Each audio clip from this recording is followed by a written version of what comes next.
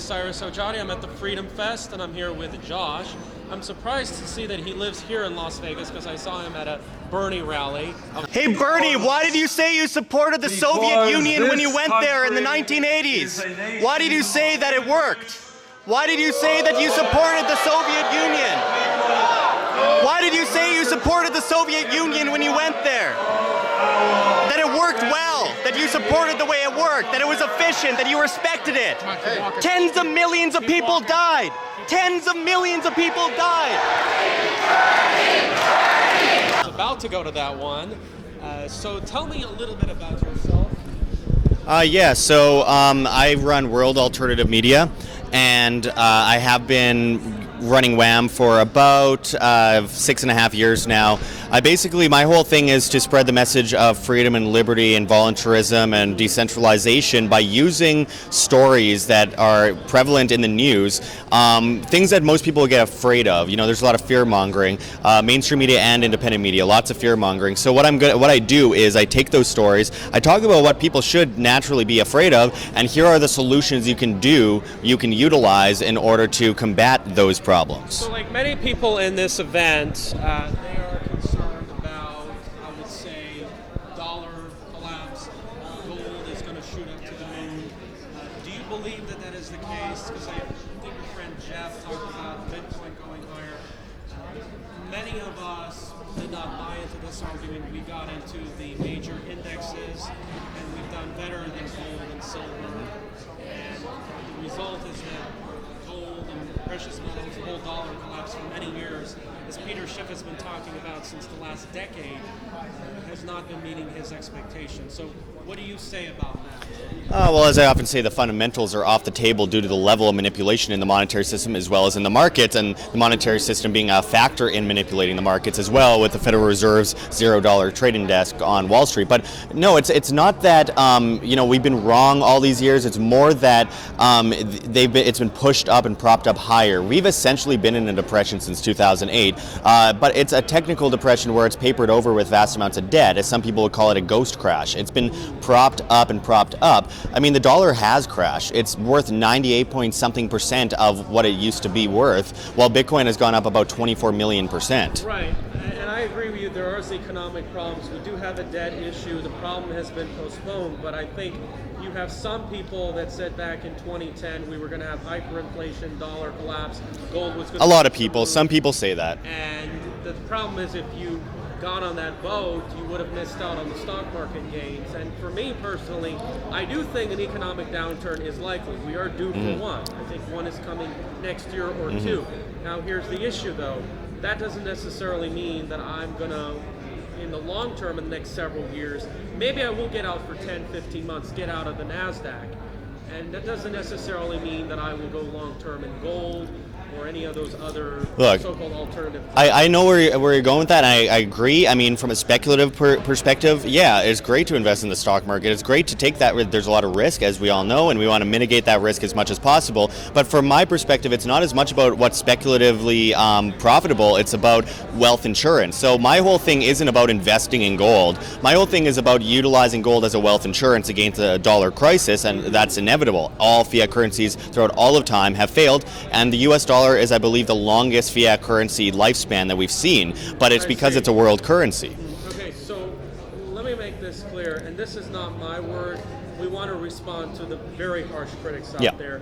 You have people like Mike Norman, Mike Status, Scott Nations, many of these like bullish, how I can say, more favorable view of the American economy. Paul Krugman. Attacking Peter Schiff, you saying that you guys are wrong, but you have an agenda. Your job is to create a system of fear, sell gold, get people scared. What do you say about that? Well, first of all, I wouldn't make any profits if anyone bought gold because I said that it's a good idea to buy gold. So I don't profit off of that. In fact, it's a very unpopular position to take. I could be there on Wall Street working with people at the Wall Street Journal who I've talked with in the past many times, and up there in the high ranks saying everything's fine, the stock market's booming, get in while you still can, like Larry Fink of BlackRock and people like that. Yeah, I could say that. I could say the same thing as Ben Bernanke in 2007, that the economy was on its track upwards, and it's going to be a great couple years down the line. Paul Krugman basically getting everything wrong for the last 25 years. But with that said, people have their different beliefs. Peter Schiff and I do not agree on a lot of things. Trust me, a lot of things. I have to say, the movement, the so-called alternative movement, where you bring in the conspiracies, there's SGT Bull, it's kind of split with the Donald Trump effect. You see, like Alex Jones kind of got jumped into the alternative. I would not generalize, because, like, for example, as far as that goes, I'm an anarchist. I don't believe in government. I believe in free markets and free money and competing currencies. Look, there's nothing wrong with the fiat central banking system if it's not forced by usury under social contract laws through legal. That's a good point. Yeah. So I mean, without that, if people wanted to invest in the U.S. dollar and just assume that dollar was good, then that's on them. That's their responsibility. Where it comes in for me is that it's enforced by legal tender laws, and this usury and this debt created, the fractional reserve lending, all that kind of stuff, and in some cases zero reserve policies that we've been seeing pop up. And we've seen this a lot before, and this is just basic economics. We've seen this enough times before. It's eventually going to end badly, but we could say it could be propped up longer and longer and longer. I've never put a date on any of this stuff, because from my perspective, it's that it's inevitably going to happen, so people should always be overly prepared rather than underprepared. But with that said, I look at it from an optimistic perspective. Like, there's many ways. It's not just gold and silver. It's not just cryptocurrency. It's not just the infrastructure on the blockchain. It's also just being responsible with your own life and trying to understand money. And you shouldn't be afraid. I don't think people should be shocked and afraid. People should just know what's happening and be able to take those precautionary steps. Because you talk to most millennials these days, I'm a millennial, and most people that are in the millennial crowd, I've seen videos they can't even open can openers. It's brutal. There's a culture of dependency. I live alone here in Las Vegas. Yeah. Very few people do. Yeah, it's a culture of dependency that we're seeing, and that benefits whom? Well, it benefits who creates the money. It benefits the state. It benefits these entities that pride themselves in being able to be that thing that they're dependent on. Right, and this is the thing, like, we agree that there are problems in the economy. The real estate market's overheated, that we're seeing signs of that cracking down. Home prices have barely changed here in Las Vegas in the last 12 months compared to the previous 12 months. And we're seeing the student loan debt crisis. Yeah. So we have a lot of problems emerging in our economy. Yeah. But of course, we may disagree with some of the details and the outcomes. Well, let me add, though, the derivatives bubble is multi-quadrillion dollars worldwide. I mean, what do you do with a multi-quadrillion dollar bubble? Where is that going to go? Is it going to continuously inflate? Look into that, my friend. It's bad. But I think that we can agree that if the economy tanks, it's going to be a healthy experience for our economy and our society, because I think governments can be limited on how much money they can spend. I think the system will tank and allow the people to revolt and fight back, particularly in states like California, Illinois, and New York. It depends. Nevada. It depends. It depends on how dependent the people are at the bottom of that pyramid, right? Welfare, stuff like that. It depends on how dependent people are and how educated they are. That's what my job is. Talk about dependency, because a lot of our welfare class people argue are immigrants, and you guys haven't talked about immigration. Oh, I do. This topic. I do. Oh, I haven't seen the videos, but I think everyone should freely move from point A to point B, and that as someone restricting them from doing so is. But you have people like the alt-right, and many people like Tucker Carlson and all these people that say the immigration is being used against the American people. Of course. So right here in Las Vegas, you have many of the casino employees, like half of them are foreign-born. They're unionized. They heavily vote for bigger government. We see the presidential candidates and how the immigration vote and their children has an impact. We see that the lower birth rates in developed countries. Of course. It's a plan to destroy Western societies. Big government isn't going to... Charlottesville and organizations like American Renaissance. I don't know if you've heard of those. So, and they're concerned about demographic change. So certainly. Does that concern you? Should America be concerned if the population looks different. Being concerned is one thing. Thinking that government is going to solve that problem is another thing. For example, like big government cannot be solved by bigger government. And while a lot of these people masquerade under the guise of conservatism and smaller government, many of them are actually promoting government as a solution to government. The government created this problem. They went over to these countries, they destroyed these countries, they impoverished these countries. The IMF loaned them more money than they could pay back. They vast poverty, war on drugs, cartels where they're running guns to these cartels while propping up the war on drugs at home. And what happens? Well, you create an impoverished masses that is dependent on the state and incredibly brutalized. They run from that country, they come here, but they're the invaders. Well, I think that's the nonsense. left is that when America bombed Japan in 1945, we did not see a mass wave of Japanese immigration. What we saw is Japan rebuild itself. So some of it is, I think, With US dollars, but yeah. And the problem is when you bring those people from those triangle countries, you see that generally speaking, they bring their problems and voting habits. Certainly, the United and they States. lose their best too. And I think California is one of the best examples of that. So, anyway, But there's no justification for coercion. But do you at least agree that we should verify, cut the welfare benefits? Do you think we should abolish The welfare is the ICE? problem. The welfare is the Should we problem. abolish ICE? Certainly. I think we should abolish the government. Wow. We can replace What about all these criminal things. gang members? I mean, What about communism, which is what basically a national border situation is? It's this notion that the government owns a landmass, and if it owned the landmass and decide who can come in and out, what does that tell you? Well, they own the people on that farm. That makes the populace a cattle, and that is straight out of communism. Look at every major communist country that ever existed. They've all been very nationalistic. They've all had a very, very huge stance on immigration. They've stopped people from coming into their country. Stalin, Mao, we can go on and on. These countries are very restrictive with this stuff. On a free market, there is no justification for coercion.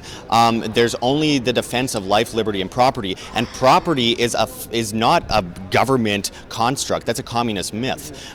Property is individualistic and plotted out via the responsibility of man. so I'll agree with you. Capitalism is a better system than the other three. Capitalism does have a few flaws. So The word of the populace always has a few flaws because you can never underestimate the power of stupid people in big numbers, as it's been But said. I would take capitalism over the other three. Although I don't know about the resource-based economy, the zeitgeist movement. No. Would have to. You don't think that that's? I mean, No. technology is coming in. Economies are going to. Democracy is 51% versus 49%, or more, a variation of that number, and it's basically people saying, "I know what's best for everyone else." No, I know, and it's been going on since ancient Greece, and it's never worked. It's only gotten worse, and here we are today: vast military state, vast problems with currency, manipulation, poverty, all these things. What has prevailed the most? What has prevailed the most is technology, and it's been restricted by government. But what has prevailed the most is technology, and with that technology, you don't need a revolution. You don't need to convince people to be on your side. With technology, you can replace that system. Technology will have an impact on immigration and a lot of other policy issues. Yeah. Just like products and services. I mean, we can agree that that has a bigger impact than. But if you're worried about puppet politics. If you're worried about culture and if you're worried about welfare, then get rid of the welfare problem and don't blow up these people's countries and expect them to not come to a much more freer, much more nicer country. I mean, it's a pretty good plan, is not arming and funding terrorists and then blowing up their children and pissing them off, and then they come over to your country. That's going to have an impact, and it's not going to be a positive one. Well, the gentleman I just interviewed about the boy crisis, we all three can agree the welfare system is rigged. It's causing a lot of other problems.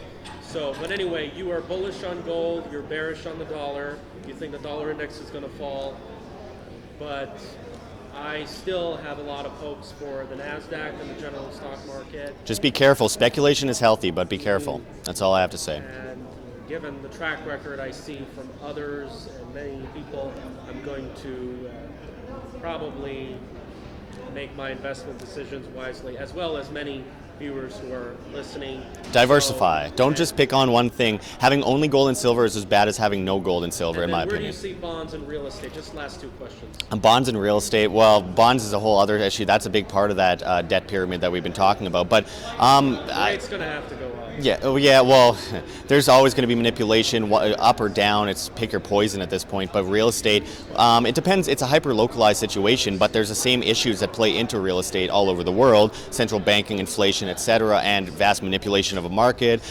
Building, like in China, I think is one of the greatest examples of building entire ghost cities. And then sure, after a few years, they fill up those ghost cities, but then they're already building 3 more ghost cities, and it's ridiculous, and they're just propping up their economy. And Donald Trump says, well, this is great. They're manipulating their economy. We need to do that. No, we do not need to do that, and that is basically a form of state socialism that we need to run away from as fast as possible. Where do you think American and Las Vegas real estate would go in 5 years? Those are 2 different things. LA is cesspool. It's falling. San Diego's falling. San Francisco is definitely falling. I was just in San Francisco, and it's shocking. The poverty there is just horrible. Las Vegas has like 2% of the population is homeless, so it's actually really bad, but it's spread out in more of a vast area, so there's more competition, if you can put it that way, for the homeless trying to get food and money, etc. But with that said, Las Vegas has a lot of room to spread out, but I don't put anything past a massive bubble on a national scale where these markets are getting propped up. I think Las Vegas housing prices went from $210,000 on average in 2007 down to like $63,000, and now they're up to like $215,000, $220,000 on average. That is not. That problem has not been solved. It's not, but you see the collateralized debt obligations, you see the credit default swaps, mortgage-backed securities, subprime lending. You see people lining up for that stuff. We're seeing repeat. History, as Mark Twain says, history doesn't repeat, but it rhymes. So we have to be careful. Alrighty, well, I want to thank you so much. I'm glad that we had this interview. Hopefully we'll speak again. Appreciate it. Happily to make videos responding to the videos you make. Great. I will agree or disagree. And healthy conversation. We're also here with John. All right. Thank you guys so much. Take care. Please subscribe. Share this video.